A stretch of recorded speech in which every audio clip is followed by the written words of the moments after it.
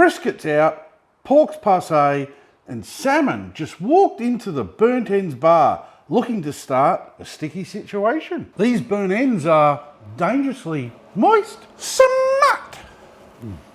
It seems anything can be made into burnt ends these days. Even your Tinder date's failed sourdough starter. But today, it's going to be one glorious slab of salmon. Using a sharp knife, I'm gonna cut down the center of this salmon, and I'm gonna make one more cut. This thinner part, I'm gonna use for another recipe. We can now spin this around, and we're just going to cube these pieces up into roughly 3-4 centimetre pieces. I might even just neaten that up and trim that off, and again I can use those pieces for later. Ta-da! And you have now small enough pieces to have in one bite and big enough to pretend you only had one. When selecting a rub for this, don't forget burnt ends should always be sweet, sticky and criminally addictive. Into a bowl, you're going to add 2 tablespoons of sweet paprika, 2 tablespoons of brown sugar, 1 teaspoon of kosher salt, half a teaspoon of coarsely ground black pepper, 1 teaspoon of mustard powder, 1 teaspoon of garlic powder, 1 teaspoon of onion powder, and for those that like it spicy, 1/4 teaspoon of cayenne pepper. And mix this up like you're doing black magic. And then cover your salmon bites on all sides and just roll them around and pick up some of the excess rub. I mean, they already look good enough to eat. Then grab a rack and spray it with oil, just so nothing sticks. And then we're just gonna lay down the salmon chunks like you're tucking in little fishy bites for their smoky nap.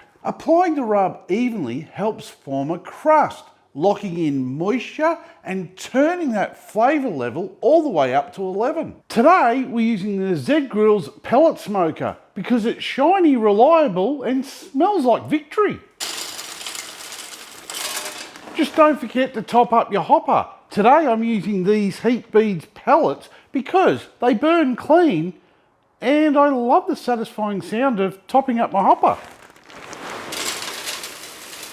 When starting up a pellet smoker, this is normal. Set the smoker to 135 degrees Celsius, close the lid and let it come up to temp. Once at temp, lay the salmon pieces in and close the lid like you're hiding leftovers from your family. Today's cook will take no longer than 1 hour, or for those of you following my beer timer, that's a 2-beer cook.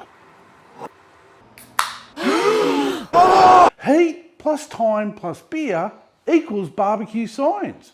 By smoking at 135 degrees Celsius, we slowly render out the fat without drying out that delicate salmon. This salmon needs a sticky glaze to finish it off. And no, store-bought won't do.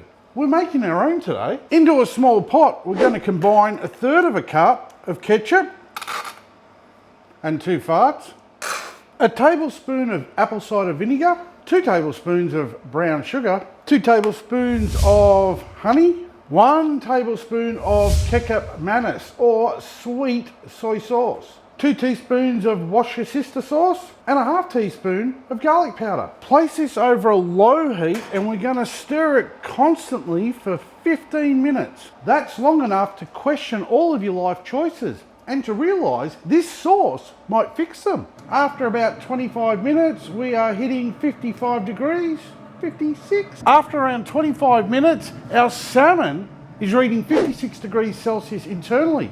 So it's time to get saucy. Now you've got 2 choices. You can brush the sauce over them gently like Bob Ross painting a happy little glaze, or we can just gently place them all into a bowl and dredge them in the sauce like we're baptising them all with flavour. So they all look like glistening bits of candy. And then we're just going to place them all back on the rack. Once all glazed, put them back in the smoker and close the lid, and we're going to let that sauce tack up for around 15 minutes or until they reach an internal temp of 60 degrees Celsius. Now, if you are enjoying this, don't forget to like, comment and subscribe for more barbecue experiments that may just change your life. or your dinner. Sugars begin to caramelise around 55 degrees Celsius, and this is what gives you that perfect sheen over your food that makes your taste buds weep. The salmon burnt ends are done, so we can get them off the heat carefully before they all mysteriously disappear. Sweet, sticky, smoky and flaky. These salmon burnt ends are officially invited to every cookout from now on. Oh, look at that.